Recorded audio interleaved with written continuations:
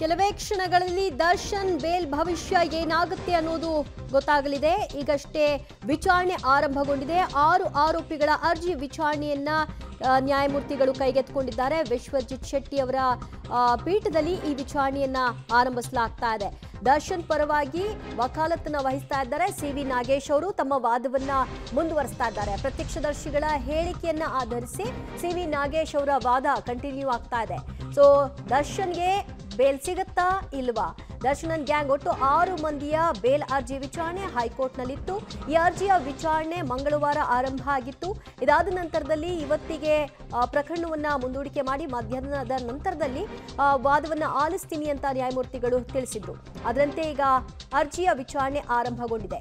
6 ಆರೋಪಿಗಳ ಬೇಲ್ ಭವಿಷ್ಯ ಏನಾಗುತ್ತೆ ಅನ್ನೋದು ಇನ್ನೇನು ಗೊತ್ತಾಗಬೇಕಾಗಿದೆ. ದರ್ಶನ್ ಪರ ವಕೀಲ ಸಿ.ವಿ. ನಾಗೇಶ್ ಅವರಿಂದ ವಾದ ಮಂಡನೆ ಆರಂಭವಾಗಿದೆ. ಪ್ರತ್ಯಕ್ಷದರ್ಶಿಗಳ ಹೇಳಿಕೆಗಳನ್ನ ಆಧರಿಸಿ ಸಿ.ವಿ. ನಾಗೇಶ್ ಅವರು ವಾದವನ್ನ ಮಾಡೋದಕ್ಕೆ ಶುರು ಮಾಡಿದ್ದಾರೆ.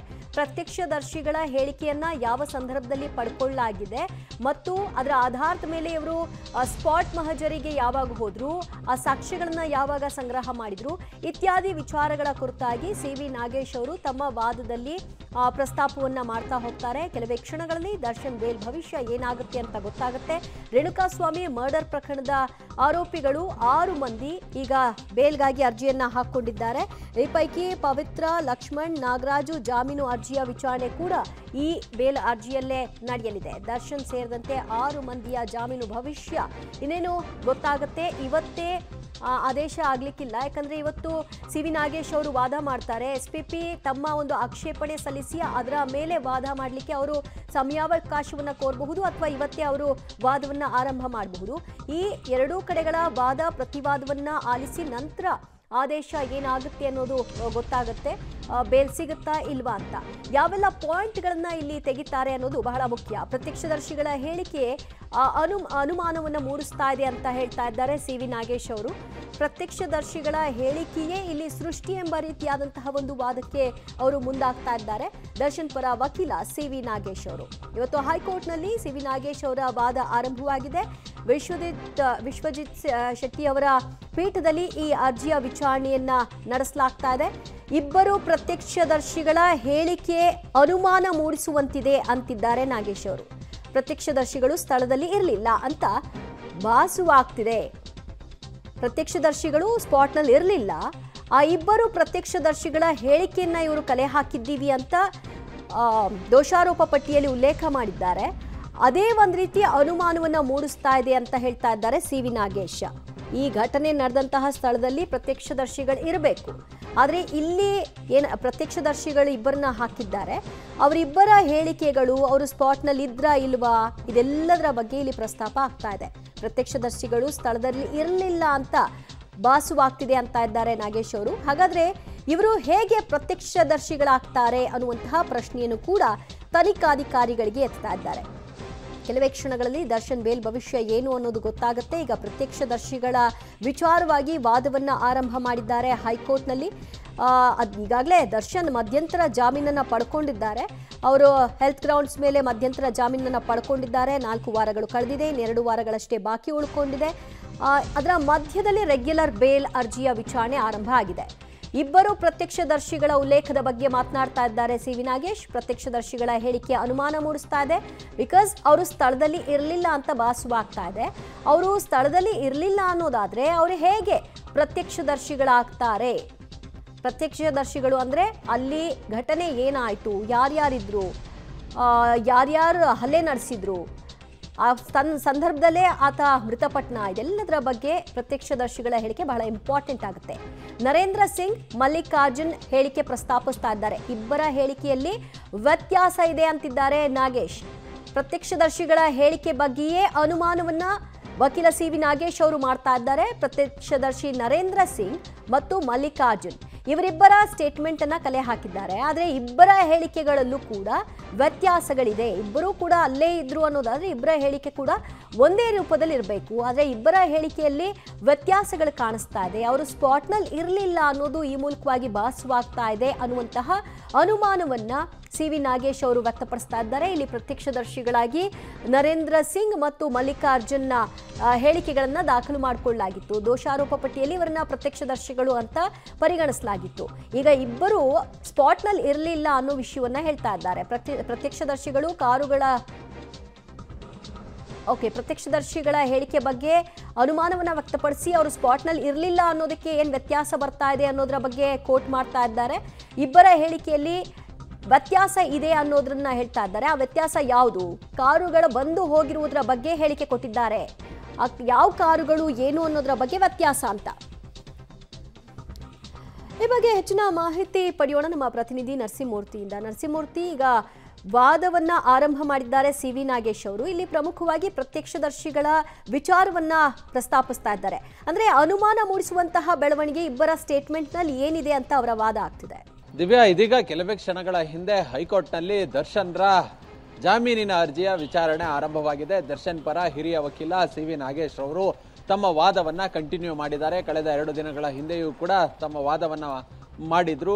ಅವತ್ತು ಕೋರ್ಟ್ ಕಲಾಪ ಬೇರೆ ವಿಚಾರಗಳನ್ನು ಕೈಗೆತ್ತಿಕೊಂಡಂತಹ ಹಿನ್ನೆಲೆಯಲ್ಲಿ ಮುಂದೂಡಲಾಗಿತ್ತು. ಇವತ್ತು ಇದೀಗ ವಿಚಾರಣೆ ಆರಂಭವಾದಂತಹ ಹಿನ್ನೆಲೆಯಲ್ಲಿ ಸಿ.ವಿ. ನಾಗೇಶ್ ಅವರು ತಮ್ಮ ವಾದವನ್ನ ಮುಂದುವರಿಸ್ತಿದ್ದಾರೆ. ಇದೀಗ ಆರಂಭದಲ್ಲಿ ಈ ಹಿಂದೆ ಅಂದ್ರೆ ಪೊಲೀಸರು ಚಾರ್ಜ್ ಶೀಟ್ ನಲ್ಲಿ ಇಬ್ಬರು ಸ್ವಇಚ್ಛಾ ಹೇಳಿಕೆಗಳು ಅಂದ್ರೆ ಪ್ರತ್ಯಕ್ಷದರ್ಶಿಗಳ ಹೇಳಿಕೆಗಳನ್ನ ದಾಖಲು ಮಾಡಿಕೊಂಡಿದ್ದಾರೆ.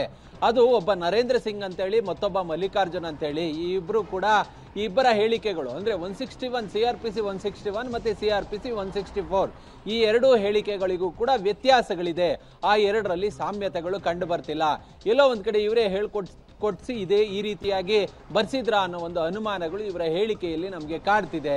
ಯಾಕಂತ ಹೇಳಿದ್ರೆ 161 ಹೇಳಿಕೆ 161 ಅಡಿ ನೀಡಿದಂತಹ ಹೇಳಿಕೆ ಏನಿದೆ ಅದಕ್ಕೂ ಮತ್ತೆ ನ್ಯಾಯಾಧೀಶರ ಮುಂದೆ ನೀಡಿದಂತಹ ಹೇಳಿಕೆಗೂ ವ್ಯತ್ಯಾಸ ಇದೆ. 164 ಹೇಳಿಕೆ ಏನಿದೆ ಇದು ತುಂಬಾ ಇಂಪಾರ್ಟೆಂಟ್ ಆಗುತ್ತೆ. ಹೀಗಾಗಿ ಇಲ್ಲಿ ಅವತ್ತು ಮರುದಿನ ಅಂತ ಹೇಳಿದ್ದಾರೆ. ಮತ್ತೆ ವಿನಯ್ ಸಾಬು ಮತ್ತೆ ದರ್ಶನ್ ರವರು ಕಾರಿಂದ ಸಂಜೆ 6 ಗಂಟೆಗೆ ಹೋದ್ರು ಅಂತ ಹೇಳಿದ್ದಾರೆ. ಆದ್ರೆ ಎಷ್ಟೊತ್ತಿಗೆ ಹೋದ್ರು ಇದು ಯಾವುದನ್ನು ಕೂಡ ಅವರ ಸ್ವಇಚ್ಛಾ ಹೇಳಿಕೆಯಲ್ಲಿ ಉಲ್ಲೇಖ ಮಾಡಿಲ್ಲ ಅನ್ನೋ ಮಟ್ಟಿಗೆ ಇದೀಗ ಸಿ.ವಿ. ನಾಗೇಶ್ ಅವರು ತಮ್ಮ ವಾದವನ್ನ ಮುಂದುವರಿಸಿದ್ದಾರೆ. ದಿವ್ಯಾ, ರೈಟ್, ಸಂಪರ್ಕದಲ್ಲಿರಿ ಮೂರ್ತಿ. ಮತ್ತಷ್ಟು ಮಾಹಿತಿಯನ್ನ ನಿಮ್ಮಿಂದ ಪಡೆದುಕೊಳ್ತೀನಿ. ದರ್ಶನನ್ ಗ್ಯಾಂಗ್ 6 ಗಂಟೆಗೆ ಬಂದು ಹೋದ್ರು ಅಂತ ಹೇಳ್ತಾರೆ. ಆದ್ರೆ ಯಾವ ದಿನ ಅಂತ ನಮೂದಾಗಿಲ್ಲ. ಪ್ರತ್ಯಕ್ಷದರ್ಶಿ ಮಲ್ಲಿಕಾರ್ಜುನ್ ಹೇಳಿದ ಹೇಳಿಕೆಯನ್ನ ಓದ್ತಾ ಇದ್ದಾರೆ ಸಿ.ವಿ. ನಾಗೇಶ್. ದರ್ಶನ್ ಶೆಡ್ಗೆ ಬಂದಿರುವುದೇ 6 ಗಂಟೆಯ ನಂತರ. ಇದಕ್ಕೆ ಸಾಕ್ಷಿಯಾಗಿ ಟವರ್ ಲೊಕೇಶನ್ ಇದೆ ಅಂತ ಕೂಡ ಸಿ.ವಿ. ನಾಗೇಶ್ ಅವರು ವಾದಿಸ್ತಾ ಇದ್ದಾರೆ. ಸಂಜೆ 6 ಗಂಟೆಗೆ ಶೆಡ್ನಿಂದ ಹೋದ್ರು ದರ್ಶನ್ ಅಂತ ಇವರು ಹೇಳ್ತಾ ಇದ್ದಾರೆ. ಆದರೆ ಯಾವ ದಿನ ಅಂತ ಅಲ್ಲಿ ನಮೂದಾಗಬೇಕಿತ್ತು. ಮತ್ತು ದರ್ಶನ್ ಬಂದಿರೋದು ಯಾವಾಗ ಅನ್ನೋದಕ್ಕೆ ಟವರ್ ಲೊಕೇಶನ್ ಇದೆ. ದರ್ಶನ್ ಶೆಡ್ಗೆ ಬಂದಿರುವುದೇ 6 ಗಂಟೆ ನಂತರ. ಇದಕ್ಕೆ ಸಾಕ್ಷಿಯಾಗಿ ಟವರ್ ಲೊಕೇಶನ್ ಇದೆ ಅಂತ ಸಿ.ವಿ. ನಾಗೇಶ್ ಅವರು ವಾದಿಸ್ತಾ ಇದ್ದಾರೆ. ಅಂದ್ರೆ ಯಾವ ದಿನ ಅವರು ಬಂದು ಹೋದ್ರು ಅನ್ನೋದು ಇಲ್ಲಿ ಮೇಜರ್ ಆಗುತ್ತೆ. ಯಾಕಂದ್ರೆ ಹತ್ಯೆ ಆಗಿರುವಂತಹ ದಿನಕ್ಕೆ ಇದು ಹೋಲಿಕೆ ಆಗಬೇಕು ಅನ್ನೋದಾದ್ರೆ ಅವ್ರುಗಳು ಯಾವಾಗ ಬಂದು ಹೋದ್ರು ಅಂತ. ಆದ್ರೆ ಯಾವ ಕಾರು ಬಂದು ಹೋಯ್ತು ಅನ್ನೋ ಹೇಳಿಕೆ ಕೊಟ್ಟ ಮಾತ್ರಕ್ಕೆ ಅದು ಸಾಕ್ಷಿ ಆಗುತ್ತಾ ಅಂತ ಸಿ.ವಿ. ನಾಗೇಶ್ ಅವರು ವಾದಿಸ್ತಾ ಇದ್ದಾರೆ. ದರ್ಶನ್ ಶೆಡ್ಗೆ ಬಂದಿರುವುದೇ 6 ಗಂಟೆಯ ನಂತರ. ಅದಕ್ಕೆ ಪೂರಕವಾಗಿ ಸಾಕ್ಷ್ಯಗಳು ಕೂಡ ಇದೆ ಅಂತ ಟವರ್ ಲೊಕೇಶನ್ನ ವಿವರಗಳನ್ನ ನ್ಯಾಯಾಧೀಶರ ಗಮನಕ್ಕೆ ಕೊಡ್ತಾ ಇದ್ದಾರೆ. ಮಧುಸೂದನ್ ಹೇಳಿಕೆ ಕೂಡ 164 ಹೇಳಿಕೆ ಕೂಡ ಏನಾಗಿದೆ 6 ಗಂಟೆಯ ನಂತರ ಬಂದು ಹೋದ್ರು ಅಂತ ಹೇಳಲಾಗ್ತಾ ಇದೆ. ಆದರೆ ಯಾವ ದಿನ ಅಂತ ಇಲ್ಲಿ ನಮೂದಾಗಿಲ್ಲ. ಮಧುಸೂದನ್ ಅವರ ಸ್ಟೇಟ್ಮೆಂಟ್ 164 ಹೇಳಿಕೆಯನ್ನು ಕೂಡ ಇಲ್ಲಿ ಪ್ರಸ್ತಾಪಿಸ್ತಾ ಇದ್ದಾರೆ. ಅದನ್ನ ಓದೋ ಮೂಲಕವಾಗಿ ಎಕ್ಸ್ಪ್ಲೈನ್ ಮಾಡ್ತಾ ಇದ್ದಾರೆ. ದರ್ಶನ್ ಶೆಡ್ಗೆ ಬಂದಿರೋದು 6 ಗಂಟೆ, ಆದರೆ ಸಾಕ್ಷಿದಾರರು ಹೇಳ್ತಾರೆ 6 ಗಂಟೆಯ ನಂತರ ಬಂದು ಹೋದ್ರು ಅಂತ. ಯಾವ ದಿನ ಬಂದು ಹೋದ್ರು ಅನ್ನೋದಿಲ್ಲ. ಕಾರುಗಳು ಬಂದು ಹೋಗಿದೆ ಅನ್ನೋ ವಿವರವನ್ನ ಕೊಡ್ತಾ ಇದ್ದಾರೆ ಅಂತ. ಇನ್ನಷ್ಟು ಮಾಹಿತಿ ಪಡೆಯೋಣ ನಮ್ಮ ಪ್ರತಿನಿಧಿ ನರಸಿಂಹಮೂರ್ತಿಯಿಂದ. ನರಸಿಂಹಮೂರ್ತಿ, ಈ ಪ್ರಕರಣದ ಸಾಕ್ಷ್ಯಗಳಾಗಿ ಪ್ರತ್ಯಕ್ಷದರ್ಶಿಗಳನ್ನ ಇಲ್ಲಿ ತರಲಾಗಿತ್ತು. ಆ ಪೈಕಿ ಮಧುಸೂದನ್ ಅವರು ಹೇಳಿರುವಂತಹ ಸ್ಟೇಟ್ಮೆಂಟ್ನಲ್ಲಿ ಏನು ವ್ಯತ್ಯಾಸ ಕಾಣ್ತಿದೆಯಂತೆ? ದಿವ್ಯಾ, ಇದೀಗ ಇಬ್ಬರು ಪ್ರತ್ಯಕ್ಷದರ್ಶಿಗಳ ಹೇಳಿಕೆಯನ್ನ ಅವರ ಸ್ವಯಂ ಹೇಳಿಕೆಯನ್ನ ಸ್ವಇಚ್ಛಾ ಹೇಳಿಕೆಯನ್ನ ನ್ಯಾಯಾಧೀಶರ ಮುಂದೆ ಓದುವ ಕೆಲಸವನ್ನ ಸಿ.ವಿ. ನಾಗೇಶ್ ಅವರು ಮಾಡ್ತಿದ್ದಾರೆ. ನರೇಂದ್ರ ಸಿಂಗ್ ಅಂತೇಳಿ ಆತ ಅಲ್ಲಿ ಒಬ್ಬ ಸೆಕ್ಯೂರಿಟಿ ಗಾರ್ಡ್ ಆಗಿ ಕೆಲಸ ಮಾಡ್ತಿದ್ದ. ಸಂಜೆ 6 ಗಂಟೆಯ 6 ಗಂಟೆಗೆ ವೇಳೆಗೆ ದರ್ಶನ್ ಸಾಬ್ ಮತ್ತೆ ವಿನಯ್ ಸಾಬ್ ಅಲ್ಲಿಂದ ಹೋದ್ರು ಅಂತೇಳಿ ಹೇಳಿದ್ದಾರೆ. ಆಕ್ಚುಲಿ ಅವರು ಅಲ್ಲಿಗೆ ಹೋಗಿರೋದೇ 6 ಗಂಟೆಯ ನಂತರ. ಹೀಗಿದ್ದಂತಹ ಸಂದರ್ಭದಲ್ಲಿ ಅವತ್ತು ಯಾವತ್ತು ಎಕ್ಸಾಕ್ಟ್ ಹೋದ್ರು ಆ ದಿನಾಂಕವನ್ನ ಇಲ್ಲಿ ನಮೂದು ಮಾಡಿಲ್ಲ. ಅದನ್ನ ಗಮನಿಸಬೇಕು. ಅದ್ರ ಜೊತೆಗೆ ಮತ್ತೊಬ್ಬಾತ ಈ ಮಲ್ಲಿಕಾರ್ಜುನ್ ಅಂತೇಳಿ ಮತ್ತೊಬ್ಬಾತ ಏನು ಸ್ವಇಚ್ಛಾ ಹೇಳಿಕೆಯನ್ನ ನೀಡಿದಂತಹ ವ್ಯಕ್ತಿ ಇದ್ದಾನೆ, ಆತನ ಹೇಳಿಕೆಯನ್ನ ಸಹ ಉಲ್ಲೇಖ ಮಾಡುವ ಕೆಲಸವನ್ನ ಮಾಡಲಾಗ್ತಿದೆ. ಅಂದ್ರೆ ಯಾವತ್ತು ಅನ್ನೋದನ್ನ ಅಲ್ಲಿ ಹೇಳಿಲ್ಲ, ಮರುದಿನ ಅನ್ನೋದನ್ನ ಹೇಳಿದ್ದಾರೆ. ಆತ ರೇಣುಕಾಸ್ವಾಮಿಯ ಕೊಲೆಯನ್ನ ನಾನು ಟಿವಿಯಲ್ಲೇ ನೋಡಿದೆ ಅಂತೇಳಿ ಸ್ವಇಚ್ಛಾ ಹೇಳಿಕೆಯಲ್ಲಿ ಹೇಳಿದ್ದಾನೆ. ಹಾಗಾದ್ರೆ ಟಿವಿಯಲ್ಲಿ ನೋಡಿದಂತಹದ್ದು ಸ್ವಇಚ್ಛಾ ಹೇಳಿಕೆ ಆಗುತ್ತಾ, ಪ್ರತ್ಯಕ್ಷದರ್ಶಿಗಳ ಹೇಳಿಕೆ ಆಗುತ್ತಾ ಅನ್ನೋ ಮಟ್ಟಿಗೆ ಇದೀಗ ಸಿ ವಿ ನಾಗೇಶ್ ರವರು ಪ್ರಶ್ನೆಯನ್ನ ಮಾಡ್ತಿದ್ದಾರೆ. ಆತ ಟಿವಿಯಲ್ಲಿ ನೋಡಿದ್ದು ಹೇಗೆ ಆತ ಸ್ಪಾಟ್ ನಲ್ಲಿ ಇಲ್ಲದೆ ಪ್ರತ್ಯಕ್ಷದರ್ಶಿಯಾಗಿ ಈತನ ಹೇಳಿಕೆಯನ್ನ ಉಲ್ಲೇಖ ಮಾಡಿದ್ರು. ಹೀಗಾಗಿ ಪ್ರತ್ಯಕ್ಷದರ್ಶಿಗಳ ಹೇಳಿಕೆಯನ್ನ ತಿರುಚಿದ್ದಾರೆ ಅನ್ನೋ ಮಟ್ಟಿಗೆ ನ್ಯಾಯಾಧೀಶರಿಗೆ ಮನವರಿಕೆ ಮಾಡಿಕೊಡುವ ಕೆಲಸವನ್ನ ಸಿ ವಿ ನಾಗೇಶ್ ರವರು ತಮ್ಮ ಆರ್ಗ್ಯುಮೆಂಟ್ ನಲ್ಲಿ ಮುಂದುವರಿಸಿದ್ದಾರೆ. ಇದೀಗ ಅಂದ್ರೆ ಈ ಹಿಂದಿನ ಆರ್ಗ್ಯುಮೆಂಟ್ ನಲ್ಲಿ ಅವರು ಧರಿಸಿದ್ದಂತಹ ಅವತ್ತು ಯಾವ ಬಟ್ಟೆಗಳನ್ನು ಧರಿಸಿದ್ರು, ಹೇಗೆ ಸೀಸ್ ಮಾಡಿದ್ರು, ಆ ಬಟ್ಟೆಗಳು ಒಗೆದ್ರು ಕೂಡ ಹೇಗೆ ಕಲೆ ಉಳ್ಕೊಳ್ತು, ಇದೆಲ್ಲವೂ ಕೂಡ ಒಂದ್ ರೀತಿ ಆಶ್ಚರ್ಯ ಅನ್ಸುತ್ತೆ. ಅಷ್ಟರ ಮಟ್ಟಿಗೆ ಚಾರ್ಜ್ ಶೀಟ್ ಅನ್ನ ತಯಾರು ಮಾಡಿದ್ದಾರೆ ಅನ್ನೋ ಮಟ್ಟಿಗೆ ಸಿ ವಿ ನಾಗೇಶ್ ಅವರು ವಾದವನ್ನ ಮಾಡಿದ್ರು. ಇದೀಗ ಅವರ ವಾದವನ್ನ ಕಂಟಿನ್ಯೂ ಮಾಡಿ ಇದೀಗ ಸಾಕ್ಷಿಗಳ ಪ್ರತ್ಯಕ್ಷದರ್ಶಿಗಳ ಯಾರಿದ್ದಾರೆ ಅಂತವರ ಸಾಕ್ಷಿಗಳು ಏನು ಹೇಳಿಕೆಯನ್ನ ಕೊಟ್ಟಿದ್ದಾರೆ ಅದರ ಮೇಲೆ ತಮ್ಮ ಆರ್ಗ್ಯುಮೆಂಟ್ ಅನ್ನ ಮುಂದುವರಿಸಿದ್ದಾರೆ. ಓಕೆ, ಇಲ್ಲಿ ಪುನೀತ್ನ 164 ಸ್ಟೇಟ್ಮೆಂಟ್ ಬಗ್ಗೆ ಕೂಡ ಸಿ ವಿ ನಾಗೇಶ್ ಅವರು ಜಡ್ಜ್ ಗಮನಕ್ಕೆ ತರ್ತಾರೆ. ಆಗ ಪುನೀತ್ ಯಾರು, ಎಲ್ಲಿ ಕೆಲಸ ಮಾಡ್ತಾನೆ ಅಂತ ಜಡ್ಜ್ ಪ್ರಶ್ನೆ ಮಾಡ್ತಾರೆ. ಸೊ ಈ ಸಂದರ್ಭದಲ್ಲಿ ಪುನೀತ್ನ ಕೂಡ ಇಲ್ಲಿ ಪ್ರತ್ಯಕ್ಷದರ್ಶಿಯಾಗಿ ಪರಿಗಣಿಸಲಾಗಿದೆಯಾ? ಆ ಸ್ಟೇಟ್ಮೆಂಟ್ ಬಗ್ಗೆ ಏನು ಹೇಳ್ತಿದ್ದಾರೆ? ದಿವ್ಯಾ, ಇಲ್ಲಿ ಪುನೀತ್ ಅಂತೇಳಿ ಅದೇ ಶೆಡ್ RR ನಗರದ ಪಟ್ಟಣಗೆರೆಯ ವಿನಯ್ ಒಡೆತನದ ಶೆಡ್ ನಲ್ಲಿ ಪುನೀತ್ ಕೂಡ ಅಲ್ಲೊಬ್ಬ ಕೆಲಸಗಾರ. ಅವತ್ತು ಆತ ಕೂಡ ಪ್ರತ್ಯಕ್ಷದರ್ಶಿ ಅನ್ನೋ ಮಟ್ಟಿಗೆ ಪೊಲೀಸರು ಹೇಳಿದ್ದಾರೆ. ಅಂದ್ರೆ ಆತ ಭಯಭೀತಗೊಂಡು ಯಾವಾಗ ಹತ್ಯೆ ಆಯಿತು, ರೇಣುಕಾಸ್ವಾಮಿಯನ್ನ ಹೊಡೆದ್ರು, ಆ ಸಂದರ್ಭದಲ್ಲಿ ನಾನು ಕಣ್ಣಾರೆ ಅವುಗಳನ್ನ ನೋಡಿದ್ದೆ ಅನ್ನೋ ಮಟ್ಟಿಗೆ ಪೊಲೀಸರ ಮುಂದೆ ಸ್ಟೇಟ್ಮೆಂಟ್ ಅನ್ನ ಸಹ ಕೊಟ್ಟಿದ್ದ. ಅದೇ ಸ್ಟೇಟ್ಮೆಂಟ್ ಅನ್ನ ನ್ಯಾಯಾಧೀಶರ ಮುಂದೆ 164 ಹೇಳಿಕೆಯಲ್ಲಿ ದಾಖಲು ಮಾಡಿದ್ದ. ಆತ ಭಯಗೊಂಡು ಮೊದಲಿಗೆ ಗೋವಾ, ಅದ್ರ ಜೊತೆಗೆ ರಾಜ್ಯದ ಇತರೆ ಬೇರೆ ಬೇರೆ ಭಾಗಗಳು ಮತ್ತೆ ತಿರುಪತಿ ಹೀಗೆಲ್ಲ ಕೂಡ ಓಡಾಟವನ್ನ ಮಾಡ್ಕೊಂಡಿದ್ದ. ಕೊಲೆ ಆದ ಬಳಿಕ ಅಂದ್ರೆ 1 ವಾರ 10 ದಿನಗಳ ಬಳಿಕ ಆತ ಪೊಲೀಸರ ಕೈ ಸೇರ್ತಾನೆ. ಅದಾದ ಬಳಿಕ ಆತನ ಹೇಳಿಕೆಯನ್ನ ದಾಖಲು ಮಾಡಿದ್ದು ಅನ್ನೋ ಮಟ್ಟಿಗೆ ಪೊಲೀಸರು ವಿವರಣೆಯನ್ನ ಕೊಟ್ಟಿದ್ರು. ಆದ್ರೆ ಆತನ ಹೇಳಿಕೆ ಏನಿದೆ, ಆತ ಡಿಲೇ ಆಗಿ ಹೇಳಿಕೆ ಕೊಡೋದಕ್ಕೆ ಕಾರಣ ಏನು ಅನ್ನೋ ಮಟ್ಟಿಗೆ ಇದೀಗ ಹೇಳಿದ್ದಾರೆ. ಅಂದ್ರೆ ಇಲ್ಲಿ ಪುನೀತ್ನನ್ನು ಕೂಡ 164 ಹೇಳಿಕೆಯನ್ನ ದಾಖಲು ಮಾಡಿದ್ದಾರೆ ಅನ್ನೋ ಮಟ್ಟಿಗೆ ನ್ಯಾಯಾಧೀಶರ ಗಮನಕ್ಕೆ ತರುವಂತಹ ಸಂದರ್ಭದಲ್ಲಿ ಯಾರು ಪುನೀತ್ ಅನ್ನೋ ಮಟ್ಟಿಗೆ ಇದೀಗ ನ್ಯಾಯಾಧೀಶರು ಸಿ ವಿ ನಾಗೇಶ್ ಅವರಿಗೆ ಒಂದು ಪ್ರಶ್ನೆಯನ್ನ ಮಾಡಿದ್ದಾರೆ. ಅದಕ್ಕೆ ಇದೀಗ ಸಿ ವಿ ನಾಗೇಶ್ ಅವರು ಆತ ಕೂಡ ಅಲ್ಲಿ ಕೆಲಸವನ್ನ ನಿರ್ವಹಿಸುತ್ತಿದ್ದಂತಹ ಕೆಲಸಗಾರ, ಆತನ ಹೇಳಿಕೆಯನ್ನ ಯಾವತ್ತು ನಮೂದು ಮಾಡಿದ್ರು ಅಂದ್ರೆ ಕೊಲೆ ನಡೆದಂತಹ ದಿನವನ್ನ ಹೊರತುಪಡಿಸಿ ಆರೋಪಿಗಳು ಸಿಕ್ಕಿದ್ರೂ ಕೂಡ ಈತನ ಹೇಳಿಕೆಯನ್ನ ದಾಖಲು ಮಾಡ್ಕೊಂಡಿರ್ಲಿಲ್ಲ. ಆದ್ರೆ ಪೊಲೀಸರು ಕೊಡ್ತಿರುವಂತಹ ಕಾರಣ ಆತ ಬೇರೆ ಎಲ್ಲೋ ಹೆದರ್ಕೊಂಡು ಹೋಗಿದ್ದ ಅಂತೇಳಿ ಇದು ಕೂಡ ನಂಬೋದಕ್ಕೆ ಅಸಾಧ್ಯ ಅನ್ನೋ ಮಟ್ಟಿಗೆ ಸಿ ವಿ ನಾಗೇಶ್ ಅವರು ತಮ್ಮ ವಾದವನ್ನ ಮುಂದುವರಿಸ್ತಿರೋದು.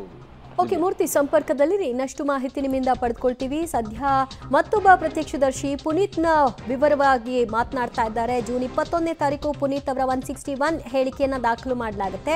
ಬಳಿಕ 164 ಹೇಳಿಕೆಯನ್ನ ದಾಖಲು ಮಾಡಿದ್ದಾರೆ ಅಂತ ಸಿ ವಿ ನಾಗೇಶ್ ಅವರು ವಾದಿಸ್ತಾ ಇದ್ದಾರೆ. ರೇಣುಕಾಸ್ವಾಮಿ ಹತ್ಯೆ ಬಗ್ಗೆ ಗೊತ್ತಾಗಿದ್ದು ಜೂನ್ 9ನೇ ತಾರೀಕು, ಆದ್ರೆ ಪ್ರತ್ಯಕ್ಷದರ್ಶಿ ಹೇಳಿಕೆಯನ್ನ ದಾಖಲು ಮಾಡಿಕೊಳ್ಳೋದ್ರಲ್ಲಿ ವಿಳಂಬ ಆಗಿದೆ. ಅಂದ್ರೆ ಜೂನ್ 21ನೇ ತಾರೀಕು ಹೇಳಿಕೆ ದಾಖಲು ಮಾಡಿದ್ದಾರೆ.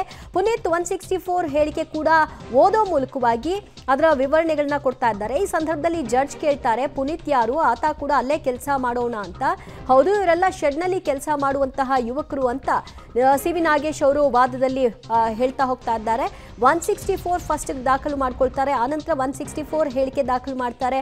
9ನೇ ತಾರೀಕೆ ಈ ಪ್ರಕರಣ ಗೊತ್ತಾಗಿತ್ತು ಅನ್ನೋದಾದ್ರೆ ಪ್ರತ್ಯಕ್ಷದರ್ಶಿಗೆ ಯಾಕೆ 21ನೇ ತಾರೀಕು ಸ್ಟೇಟ್ಮೆಂಟ್ ಅಂತ, ಅಂದ್ರೆ ಈ ಹಿಂದಿನ ಕೋರ್ಟ್ನಲ್ಲಿ ಕೂಡ ಇದೇ ವಿಚಾರವಾಗಿ ತನಿಖೆ ಅಂದ್ರೆ ವಾದ ಮಾಡುವಂತಹ ಹೊತ್ತಿನಲ್ಲಿ ಆತ ಗಾಬರಿಗೊಂಡು ಬೇರೆ ಕಡೆಗಳಲ್ಲಿ ದೇವಸ್ಥಾನ ಅಲ್ಲಿ ಇಲ್ಲಿ ಸುತ್ತಾಟ ಮಾಡ್ತಾ ಇದ್ದ. ಕೊನೆಗೆ ಬಂದ ಅವನು ಪೊಲೀಸರು ಮುಂದೆ ಅಂತ ಹೇಳಿದ್ರು. ಈಗ ಅದೇ ವಾದವನ್ನ ಕಂಟಿನ್ಯೂ ಮಾಡ್ತಾರೆ ಅಂತ ಕಾಣುತ್ತೆ. ಇವರೆಲ್ಲ ಶೆಡ್ನಲ್ಲಿ ಕೆಲಸ ಮಾಡುವಂತಹ ಯುವಕರು ಮಲ್ಲಿಕಾರ್ಜುನ್ ಇರಬಹುದು, ನಾಗೇಂದ್ರ ಸ್ವಾಮಿ ಇರಬಹುದು, ನರೇಂದ್ರ ಸಿಂಗ್ ಇರಬಹುದು ಮತ್ತು ಪುನೀತ್, ಇವರೆಲ್ಲರೂ ಕೂಡ ಶೆಡ್ನಲ್ಲಿ ಕೆಲಸ ಮಾಡುವಂತಹ ಯುವಕರು. ಆ ದಿನ ಏನ್ ಕಂಡಿದ್ದೀವಿ ಅನ್ನೋದರ ಬಗ್ಗೆ ಹೇಳಿದ್ದಾರೆ. ಆದ್ರೆ ಅವರ ಹೇಳಿಕೆಗಳಲ್ಲಿ ವ್ಯತ್ಯಾಸ ಇದೆ ಮತ್ತು ಪುನೀತ್ನ ಸ್ಟೇಟ್ಮೆಂಟ್ ದಾಖಲು ಮಾಡಿಕೊಳ್ಳುವಂತಹ ದಿನಗಳಲ್ಲೂ ಕೂಡ ವ್ಯತ್ಯಾಸ ಇದೆ. ಆತ ಪ್ರತ್ಯಕ್ಷದರ್ಶಿ ಅನ್ನೋದಾದ್ರೆ ಅದು 9ನೇ ತಾರೀಕು ಅಥವಾ 10ನೇ ತಾರೀಕು ಆ ಬಗ್ಗೆ ಹೇಳಿಕೆ ದಾಖಲು ಮಾಡ್ಕೊಳ್ಬೇಕಲ್ವಾ? 21ನೇ ತಾರೀಕುವರೆಗೂ ಪೊಲೀಸರು ಏನ್ ಮಾಡ್ತಾ ಇದ್ರು? ಈ ತನಿಖಾಧಿಕಾರಿಗಳ ಈ ವಿಳಂಬ ಯಾಕೆ ಅನ್ನುವಂತಹ ಪ್ರಶ್ನೆಯನ್ನ ಇಲ್ಲಿ ನಾಗೇಶ್ ಅವರು ಎತ್ತುತ್ತಾ ಇದ್ದಾರೆ. ಪುನೀತ್ 164 ಹೇಳಿಕೆ, ಫಸ್ಟ್ 161 ಹೇಳಿಕೆಯನ್ನು ದಾಖಲು ಮಾಡಿಕೊಂಡ್ರು, ನಂತರ 164 ಹೇಳಿಕೆ ದಾಖಲು ಮಾಡಿದ್ದಾರೆ. ಎರಡೂ ಹೇಳಿಕೆಯಲ್ಲಿ ಏನಿದೆ ಅನ್ನೋದನ್ನ ಜಡ್ಜ್ ಮುಂದೆ ಓದ್ತಾ ಇದ್ದಾರೆ ಸಿ ವಿ ನಾಗೇಶ್.